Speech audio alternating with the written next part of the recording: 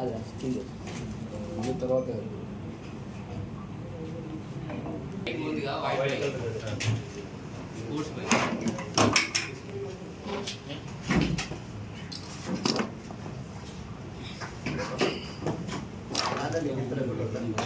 కింద పడుతుంది సార్.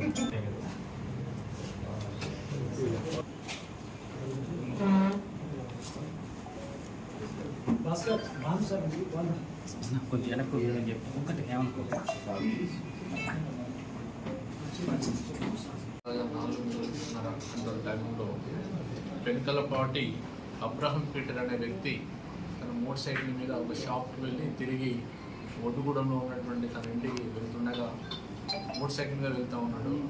వెనకాల నుంచి మోటార్ సైకిల్ మీదనే 3 వ్యక్తులు వచ్చి అతని మెడలో ఉన్నటువంటి 2.5 తులాల బంగారు చైన్ను బలవంతంగా మెడ నుంచి లాక్కొని పరారి కావడం జరిగింది.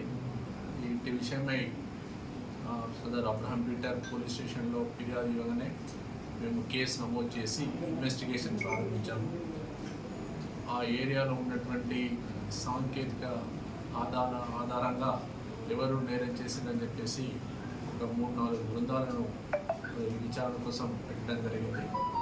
అందులో భాగంగా తేలింది ఏంటంటే జూలూరుపాడు మండలము మాచినేనిపేట పెద్దతందాకు చెందిన బూక్యా వినోద్ మరొక 2 మైనర్స్తో కలిసి మోటార్ సైకిల్ మీద నుంచి ఇతని మెడలో ఉన్నటువంటి బంగారు చైన్ని లాక్కొని వెళ్ళినట్టుగా తేలింది.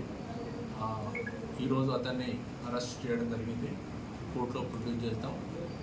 అదేవిధంగా ఈ నేరాన్ని తొందరగా డిటెక్ట్ చేయడంలో పాల్వంచ పోలీస్ స్టేషన్ సిబ్బంది ఎస్ఐ సుమంత్, జీవన్, ఇంకా ఇతర సిబ్బంది అందరూ కూడా, అలాగే కొత్తగూడెం సిసిఎస్ వాళ్ళు కూడా దీంట్లో పాలు పంచుకున్నారు. తొందరగా దొంగను గుర్తించడం జరిగింది. వీళ్ళు గతంలో కూడా కొత్తగూడెం 2 టౌన్లో 3 టౌన్లో మరి జూలూరుపాడులో కూడా అఫెన్సెస్ చేసినారని తెలిసింది. వాళ్ళు చేసినటువంటి ఈ నేరంలో లాక్కున్నటువంటి చైన్ కూడా మేము స్వాధీనపరచుకోవడం జరిగింది. మనం కోర్టులో ప్రొడ్యూస్ చేస్తాం.